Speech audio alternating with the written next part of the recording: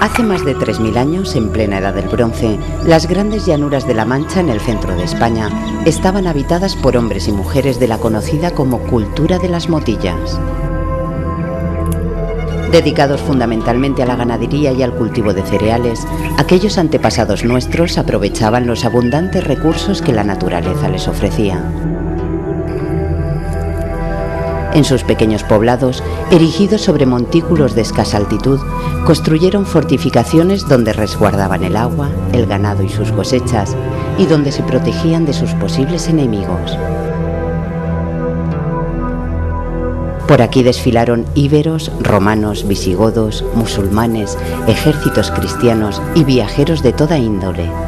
De entre todos ellos, uno se alzaría con el título de embajador de la Mancha, Alonso Quijano, más conocido como Don Quijote de la Mancha, alocado caballero andante protagonista de la novela de Miguel de Cervantes, donde se enfrentará a molinos creyendo los gigantes.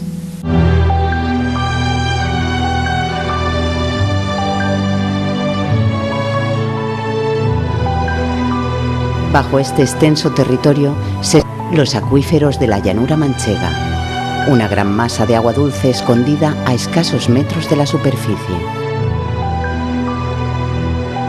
Estos enormes depósitos de agua, ayudados por los aportes de la lluvia y de diferentes ríos, afloran a la superficie en ciertas zonas con poca altitud, dando origen a lagunas o inundando grandes superficies. Las tierras de la Mancha húmeda, salpicadas por infinidad de lagunas y zonas inundadas por la influencia del río Guadiana, han permanecido escasamente alteradas hasta mediados del siglo XX. En plena meseta española, donde el agua es un recurso escaso, semejante mosaico de humedales se convierte en un inmenso oasis para miles de aves que recorren los cielos de la península ibérica y el sur de Europa en busca de lugares donde repostar durante sus largas migraciones.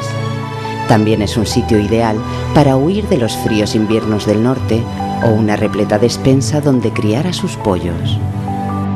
Tal es la cantidad y variedad de aves que recalan en la Mancha húmeda para desarrollar alguna fase de su ciclo vital, que ha merecido el máximo reconocimiento internacional, con figuras de protección tan importantes como la de reserva de la biosfera o formar parte de la red de humedales de importancia mundial.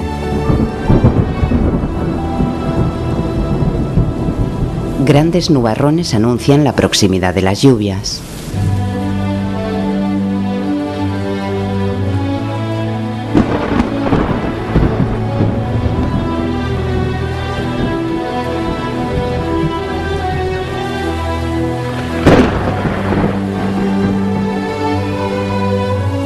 El ciclo del agua se manifiesta en todo su esplendor.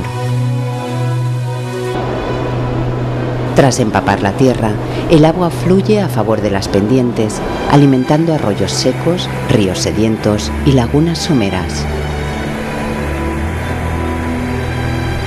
Las lagunas de Ruidera deben su nombre al estrépito del agua al caer en cascada.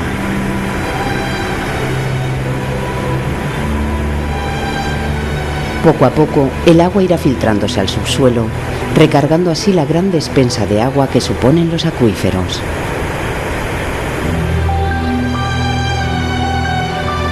Allí donde el suelo es más impermeable, las zonas llanas cercanas a los ríos se inundan, originando grandes encharcamientos conocidos como tablas. El aporte de los ríos, junto con las aguas subterráneas y las lluvias, creaban una red de humedales con una extensión superior a las 25.000 hectáreas en los alrededores del Alto Guadiana.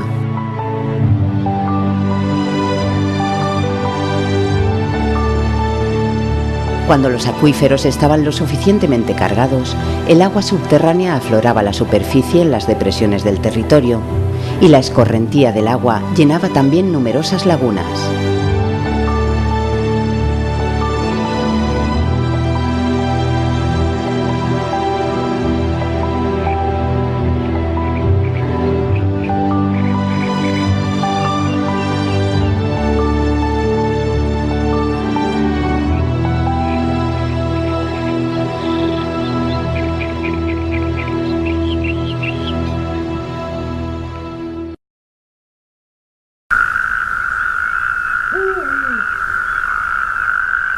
Con el regreso del agua renace la vida. Tras permanecer ocultos en sus guaridas durante meses, los sapos corredores salen a miles buscando el agua.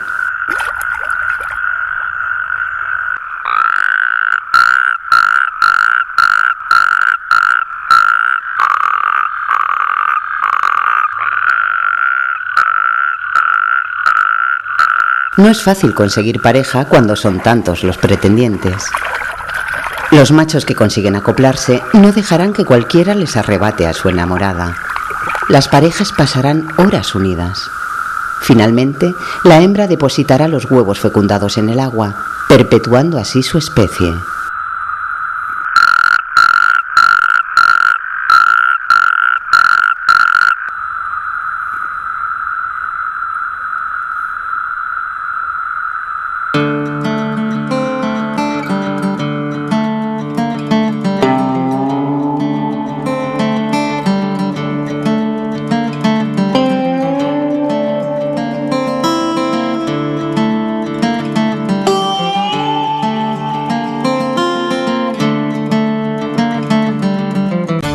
Muchas lagunas de La Mancha presentan altos índices de salinidad en sus aguas debido a las características del suelo. Muy pocas plantas pueden sobrevivir en ambientes tan salinos. Aún así, algunas especies se adaptaron a condiciones tan adversas que para evitar que sus células exploten por la presión osmótica del agua que absorben, cargan previamente sus tejidos de sal.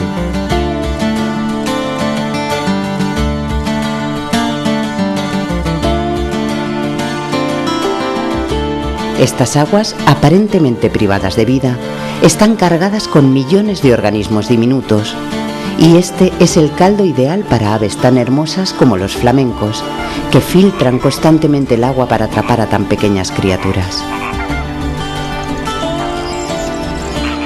Si las condiciones lo permiten, en años de abundantes lluvias, los flamencos se reúnen en grandes colonias para criar, proporcionando al paisaje un espectáculo de colores propio de otras latitudes.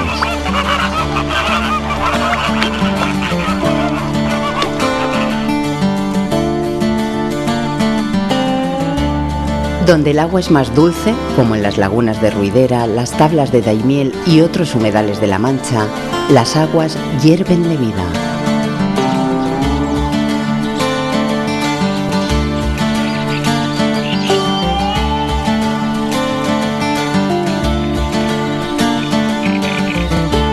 La productividad de estos entornos, es decir, la cantidad y variedad de vida y recursos que generan los humedales, es equiparable a la que se produce en las selvas tropicales, y los beneficios que nos reportan son inmensos.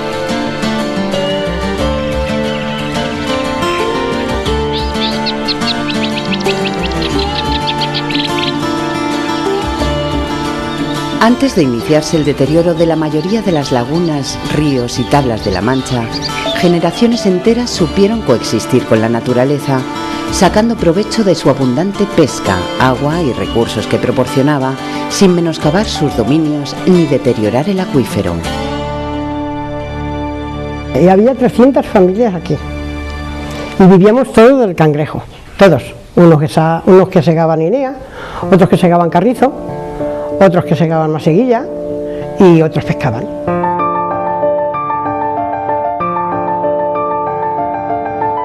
Pues la vida del pescador, vivíamos en un chozo y yo he tenido 4 hijos y vivíamos del cangrejo, pero no vivíamos como por ejemplo ahora se vive la gente pobre.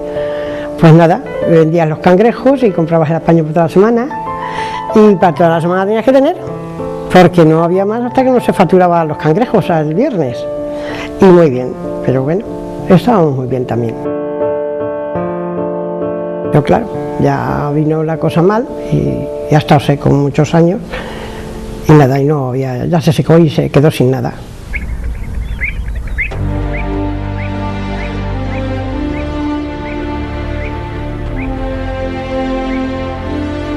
Hasta tiempos muy recientes no hemos sido conscientes de la importancia de los humedales.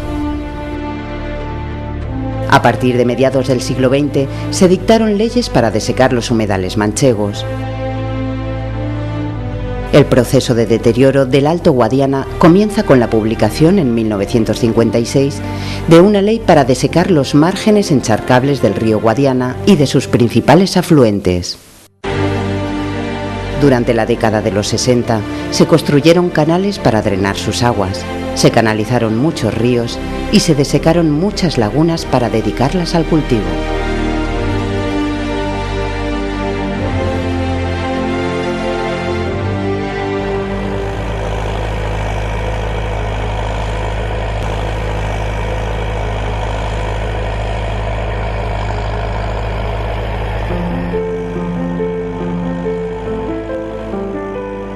La intensificación de la agricultura y la extensión de su uso a la práctica totalidad del suelo de la región conllevó grandes cambios en el paisaje y puso en peligro la supervivencia de los acuíferos y los humedales.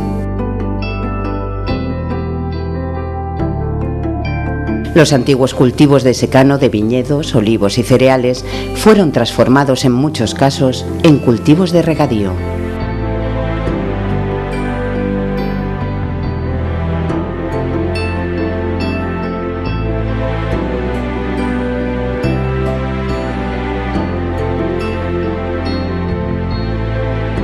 Si la extensión dedicada a los cultivos de regadío en 1960 rondaba las 10.000 hectáreas, en 1990 superó ampliamente las 100.000.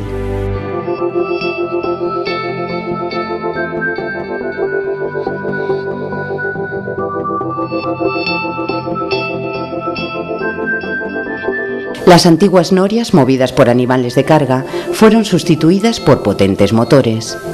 Miles de pozos empezaron a extraer las inicialmente inagotables aguas del subsuelo.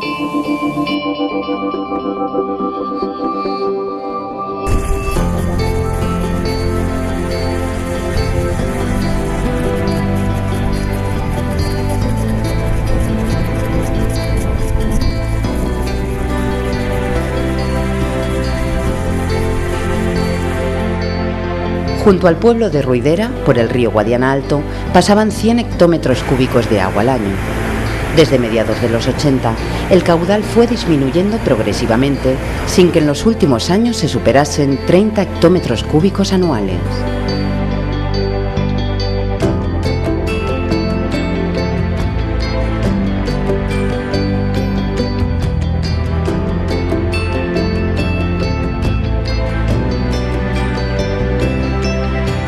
En un solo año se llegaba a extraer más del triple del agua que cargaba el acuífero de la Mancha Occidental, con lo que cada año el nivel de la capa freática bajaba y los pozos debían ahondar más.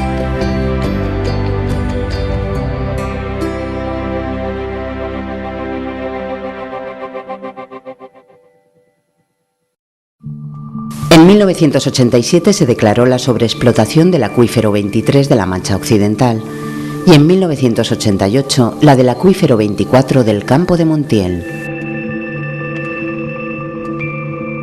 En apenas 30 años se redujo lo que había permanecido prácticamente inalterado durante milenios.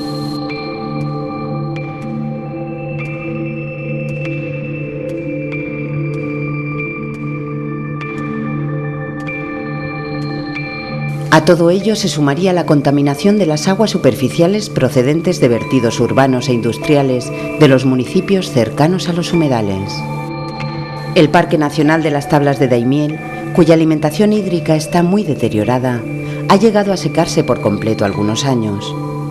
Subsiste gracias a las aguas bombeadas desde el acuífero y mediante el aporte de agua desde el acueducto Tajo Segura. Los famosos ojos del Guadiana dejaron de existir en la década de los 80 y su lugar es ahora ocupado por cultivos y un paisaje desolador. Y donde había agua, aparecieron los incendios.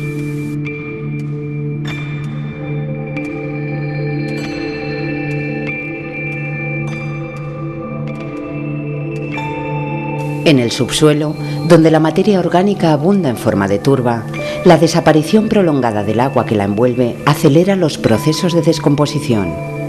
Estos generan tanto calor que se producen incendios subterráneos fácilmente propagables a la superficie.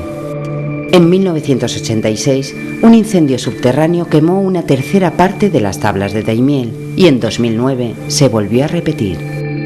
Pese a las medidas emprendidas en los últimos años para frenar el deterioro, los hechos acontecidos dispararon todas las alarmas.